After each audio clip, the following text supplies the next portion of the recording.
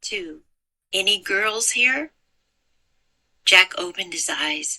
Warm sunshine streamed into the treehouse. We sure don't need the flashlight here, he said. Look, Morgan gave us clothes like the ones we wore in Pompeii, said Annie. Jack looked down. His clothes were similar to the ones he'd worn in the Roman town of Pompeii, a tunic and sandals.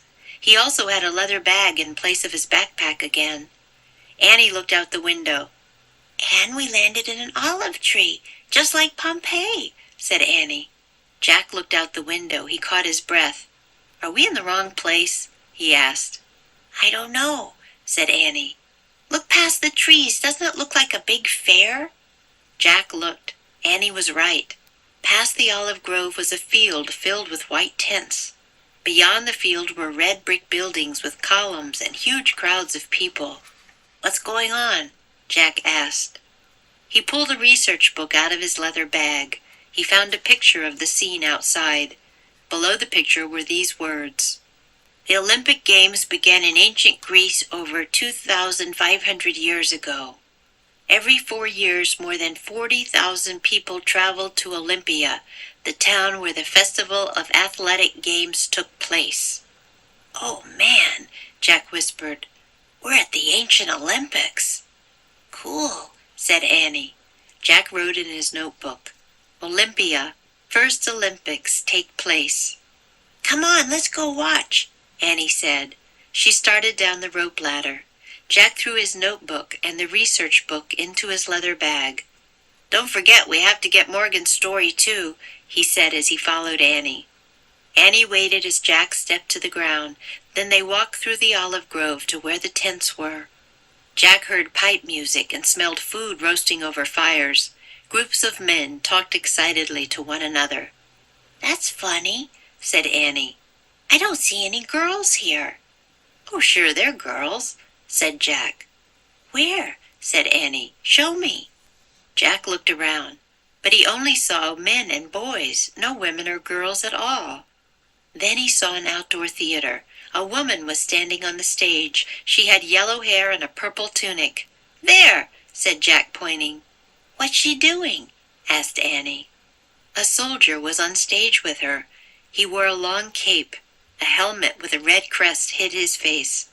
The woman and the soldier were waving their arms and talking loudly to each other.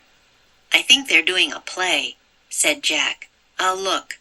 He pulled out the Greek book and found a picture of the theater. Listen, he said. He read aloud. The Greeks were the first to write plays. Many English words for the theater come from Greek words, such as drama, scenery, and chorus. Many Greek plays are still performed today. Hey, Jack, said Annie, you're wrong. When Jack looked up, he saw the woman had pulled off her wig.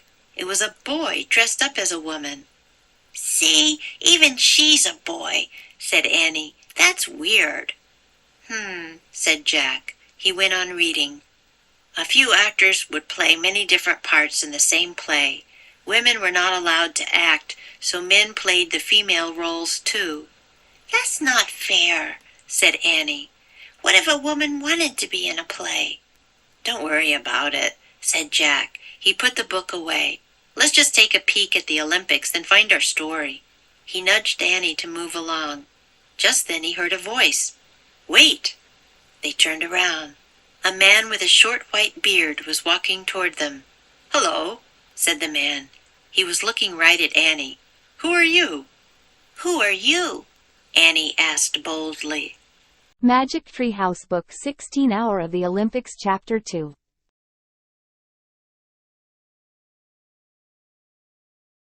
Stream into.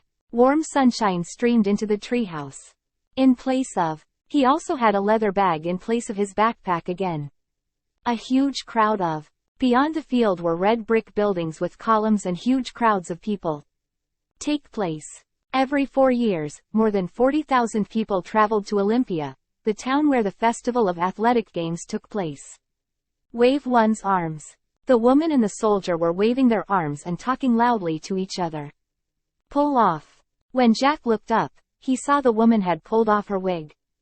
Go on. He went on reading. Be allowed to do. Women were not allowed to act, Some men played the female roles, too. Practice makes perfect.